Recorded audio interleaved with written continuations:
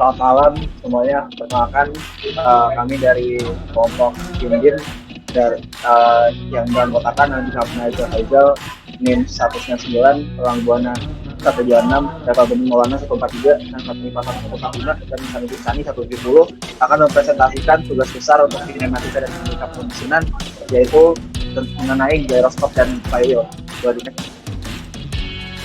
Oke, jadi buat yang pertama, di sini ada gyroskop.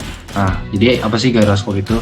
Nah, gyroskop itu jadi definisinya adalah suatu alat atau perangkat untuk mengukur dan mempertahankan orientasi arah atau eksis yang berlandaskan prinsip kerja dari momentum sudut itu sendiri. Nah, si gyroskop ini punya dua sifat. Jadi sifat yang pertama itu ada rigidity in space, di mana semakin cepat putaran maka si gyroskop itu akan semakin rigid untuk mempertahankan posisi putaran terhadap aksis putarannya. Jadi contoh dalam kehidupannya tuh mungkin kalau misalkan ada roda sepeda benar-benar roda doang, terus kita coba leadingin, itu semakin cepat putarannya tuh dia bakal tetap tetap muter tapi tetap jalan terus gitu. Sementara kalau misalkan dia makin lambat makin jatuh kan rodanya. Lalu yang kedua ada precession. Yang precession itu adalah perubahan orientasi aksis putaran terhadap putaran benda, yang dimana dia akan berputar 90 derajat terhadap putaran yang kita kasih gitu. Nah, ini buat bentuk gyroskop secara mekanisnya bisa dilihat ada di PPT. Mungkin boleh di next. Oke, sekarang kita akan lanjut mengenai bagaimana gyroskop bekerja. Jadi pada gyroskop itu massa berputar terisolasi cenderung mempertahankan posisi anggularnya terhadap acuan kerangka inersianya, dan ketika torsi eksternal konstan yang sebanding dengan kecepatan sumbu konstannya diberi pada massa, sumbu rotasinya mengalami gerakan dengan kecepatan sumbu konstan karena sumbu normal torsi. Kemudian untuk persamaan kondisi fisiknya itu adalah Ky sama dengan minus I omega WZ, dan Kz sama dengan I omega WY, di mana Ky dan Kz itu adalah torsi yang bekerja pada suku Y dan Z. I adalah massa momentum inersia polar dari massa berputar tersebut, omega adalah kecepatan hidup dari massa berputar pada sumbu rotasi, dan WY dan WZ adalah kecepatan sepanjang sumbu Y dan Z. Nah, kemudian untuk gyroskop itu sendiri memiliki beberapa mekanisme yang terdiri dari 3 komponen, yaitu roda berputar yang dipasang pada 2 gimbal. Ini memungkinkan untuk mengalami gerakan presisi di 2 arah yang tegak lurus. Kedua, kerangka tegak dan bantalan atau bearing berputar. Komponen mekanik dalam gerakan relatif ini mengalami gesekan yang mengakibatkan penyimpangan ukuran dari waktu ke waktu. Tujuan utama dari gyroskop ini adalah untuk menciptakan alat yang tidak mengalami gesekan dan seimbang. Kemudian yang terakhir yaitu sensor otot yang berguna untuk menentukan orientasi gerak dengan bertumpu pada roda atau cakram yang berotasi pada suatu sudut sensor. Sensor ini berfungsi untuk mengidentifikasi gerakan sesuai dengan gravitasi. Berikut gambar dari mekanisme gerak dan gyroskop. Sekarang lanjut ke aplikasi gyroskop itu sendiri. Jadi aplikasinya itu sebenarnya banyak, tapi salah satunya bisa kita temukan di pesawat terbang. Nah, jadi pesawat terbang itu ada yang namanya attitude indicator, atau biasa disebut buat indikator penentu ketinggian kerendahan dari si keadaan pesawat itu sendiri. Nah, pesawat itu punya 2 arah gerakan. Yang pertama itu pitch, yang kedua itu roll. Dimana kalau pitch itu hidung pesawatnya naik turun, kalau yang roll itu sayapnya kanan kiri, bisa clockwise atau counter clockwise. Nah, berdasarkan si prinsip dari momentum sudut tadi, jadi buat si cara kerjanya dari gyroskop aplikasi di attitude indicator ini, dia itu akan berputar jadi dia akan berputar bergantung terhadap eksis putarannya gitu kan. Jadi di sini acuannya adalah si pusat permukaan bumi ini. Jadi kalau misalkan si pesawat ini kayak rolling atau pitching atas bawah gitu, si indikator ini dengan prinsip kerja yang udah dijelaskan sebelumnya, dia akan menentukan arah dari kondisi keadaan pesawatnya, entah dia stabil horizontal atau mungkin dia banking kanan atau kiri. Nah, terus tadi di sebelumnya juga di mekanismenya ada gimbal. Nah, gyroskop ini diberi gimbal pada sumbu lateralnya buat pitch dan longitudinalnya pas dia rolling gitu. Oke, boleh di next. Oke, sekarang flywheel. Definisi dari flywheel itu yang biasa disebut roda gila adalah perangkat mekanik berputar yang digunakan untuk menyimpan energi rotasi. Fungsi flywheel atau roda gila memiliki peran penting untuk melepaskan energi beban mekanik pada piston. Berikut adalah contoh gambar dari flywheel sendiri. Boleh di next. Flywheel memiliki 4 fungsi utama pada komponen kendaraan, yaitu yang pertama menyimpan dan menyalurkan energi putar dari mesin, lalu yang kedua putaran mesin lebih seimbang, lalu yang ketiga untuk memasang kopling mobil, dan yang terakhir untuk memutar mesin pertama kali saat starter.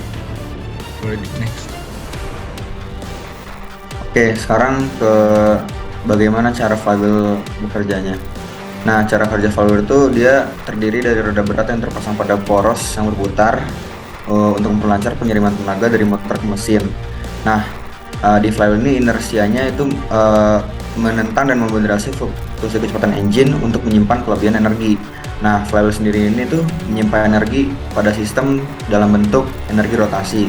Nah, untuk rumusnya sendiri itu EK sama dengan setengah I dikali omega kuadrat. Nah, semakin besar inersia, maka semakin besar juga kecepatan angular pada disk yang berputar, sehingga energi yang disimpan pada sistem makin besar.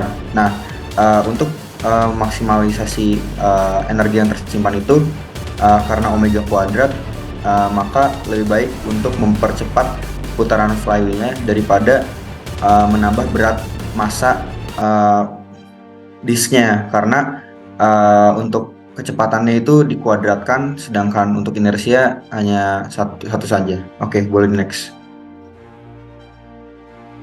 Kemudian ini ada contoh cara kerjanya di sebuah mobil. Nah, itu saya coba annotate.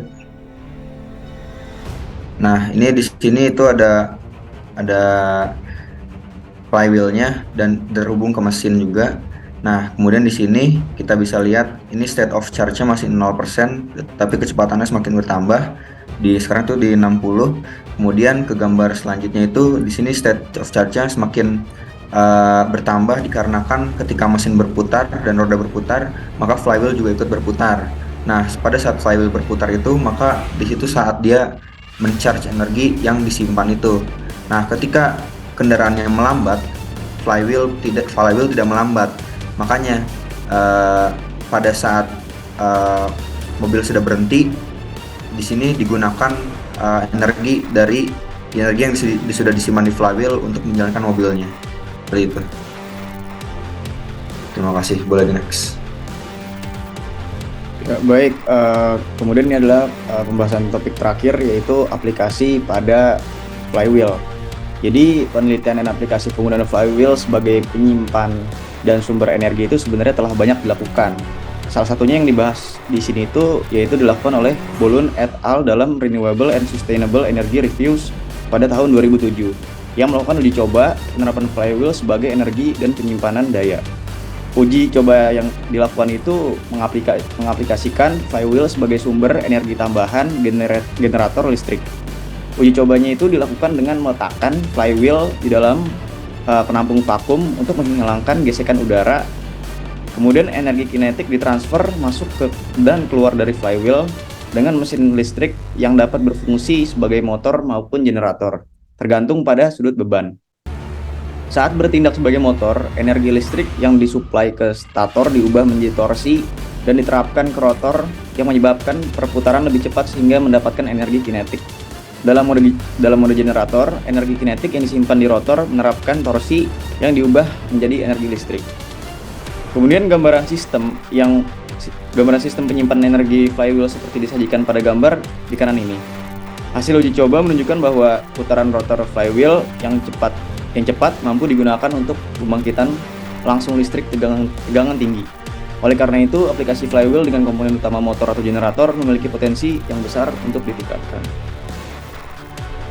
Kemudian masih melanjutkan yang tadi, istilah yang umum digunakan pada teknologi penyimpanan energi flywheel itu adalah Flywheel Energy Storage System atau FESS. Menurut Amir Yar dan Pullen yang disampaikan dalam Applied Science pada tahun 2017, mengemukakan bahwa teknologi FESS ini menawarkan karakteristik unik dan memiliki siklus yang sangat tinggi dengan masa pakai yang lama. Selain itu juga memiliki kemampuan daya tinggi, respon instan, dan kemudahan daur ulang. Saat ini permintaan teknologi FESS berkembang secara substansial dan memiliki potensi yang cukup baik. Bahkan di saat biaya produksi baterai li-ion dan teknologi baterai kimia lainnya yang terus berkurang. Aplikasi teknologi FESS yang sudah dilakukan biasanya menggunakan sistem hybrid, yaitu menggabungkan dengan sumber energi lainnya. Dalam bidang perikanan, teknologi tersebut berpotensi bisa diaplikasikan untuk sistem pendingin pada palkah ikan yang digabungkan dengan energi dari genset. Untuk cold storage di darat juga bisa dimanfaatkan teknologi tersebut yang digabungkan dengan penggunaan listrik PLN. Skema penggunaan teknologi FESS sebagai sumber energi pada sistem pendingin seperti disajikan pada gambar yang ada di kanan ini.